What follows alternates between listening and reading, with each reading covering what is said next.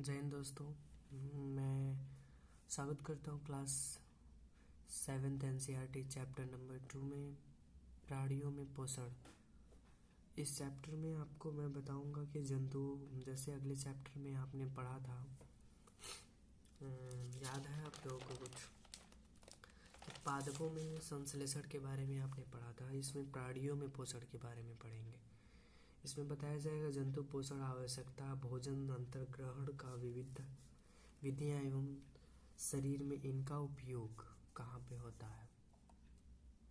इन सभी चीज़ों के बारे में हम पढ़ेंगे, तो थोड़ा ध्यान दीजिएगा।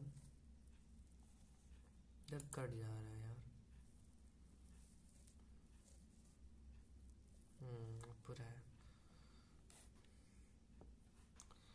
तो प्राणियों के पोषण में पोषक तत्वों की आवश्यकता, आहार के अंतर्ग्रहण की विधि, शरीर में इसका उपयोग विधि, शरीर, ये सब चीज़ों के बारे में बताया गया है और हमारे पाचन तंत्र के बारे में बताया गया है। जैसे कि किसकी कमी से क्या चीज़ होता है और कौन सा पदार्थ हम लोग खाना चाहिए। हमारी बॉडी की एक एक पार्ट के बारे में इस चैप्टर में बताया गया है थोड़ा थोड़ा। जैसे पाचन तंत्र क्या होता है, आहार नाल क्या होता है, ग्रसिका कहाँ पे होती है, यकृत कहाँ पे होता है, पित्ताशय कहाँ होता है, ये पित्ताशय होता है, ये आमाशय कहाँ होता है, अग्न्याशय, गुदा द्वार, मल द्वार, ये सब कुछ के बारे में हमें बताया गया है। और हमारे मुख्य गोई के अग्राश नली, आमाशय, छोटी हाथ, बड़ी हाथ, इन्हीं सब में पाया जाता है। तो इन्हीं सब चीज़ों के बारे में हमें बताया गया है। और हमारे दांतों के बारे में बताया गया, जो जैसे होता है ना, एक तो कैनाइन, मोलर, प्रीमोलर, चर्वक, और हिंदी में बोलते हैं चर्वक, अग्रचर्वक, रत्नक, कृंतक, ये सब चीज़ों के बारे में बोलते हैं। तो कुछ दांत के बारे में हो गया, कुछ पाचन तंत्र के बारे में हो गया, और हमारे बॉडी के टेम्परेचर के बारे में भी इसमें बताया गया है कि हम एक स्वस्थ मनुष्य का टेम्परेचर बॉडी का 37 सेल्सियस होता है। और यहाँ पे ये जीवा है हमारा।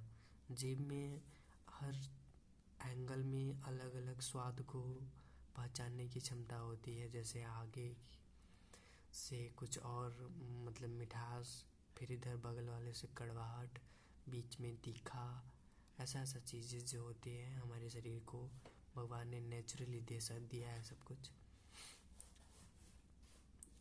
जो हम फील करते हैं। और ग्रसिका, भोजन, इन सब चीज़ों के बारे में भी होता है। और आमाशय के बारे में भी है। आमाशय मोटी भित्ति वाली एक थैलीनुमा संरचना होती है, चपट्टा व जे की आकृति का होता है। आहार नाल का सबसे चौड़ा भाग होता है। यह एक और ग्रसिका और खाद्य प्राप्त तथा दूसरी ओर क्षुद्रांश में खुलता है। और एक तरफ भोजन नली ग्रसिका होती है। इन सब चीज़ों के बारे में हमें बताया गया है। और ज़्यादा कुछ खास तो क्लास 7th में नहीं बताया गया है, और आगे क्लासों के बारे में पता है, मगर ये पिछले क्लासों के बारे में हमें उतना अच्छे से नहीं याद आ पा रहा और इंटरेस्ट नहीं है। पर आप लोग कहेंगे तो मैं ये 1 by 1 लाइनियर एक एक चीज़ पढ़ के आप लोगों को बता दूंगा। जैसे अमीबा के बारे में है, और क्या बोलते हैं खाने वाले, नहीं वो सब तो अगले चैप्टर में था। देखिए यहाँ पे बताया है अवशोषण, इम्यूनो अम्ल, ये सब हमारे पाचन तंत्र में पाया जाता है। पित्त के बारे में जानते हैं, रत्नक, सेल्यूलोज जो कोशिका भित्ति में होती है, और पित्ताशय, कृंतक, रुमेन, पदार्थ, अग्रचर्वक, अग्न्याशय, सब चीज़ें हम इधर उधर करके दिया है। अब यहाँ से देखिए सब कुछ एक आसानी से पढ़ सकते हैं चाहिए तो। जंतु पोषण में पोषण आवश्यकताएं, भोजन अंतर्ग्रहण की विधियाँ, शरीर में इनका उपयोग सम्मिलित है, आहार नाल, ये पूरा NCERT का सार है। तो आप चाहें तो पूरा अच्छे से यहाँ से पढ़ सकते हैं। ये NCERT के क्वेश्चंस आने लगे जो आप बहुत आसानी से देख सकते हैं।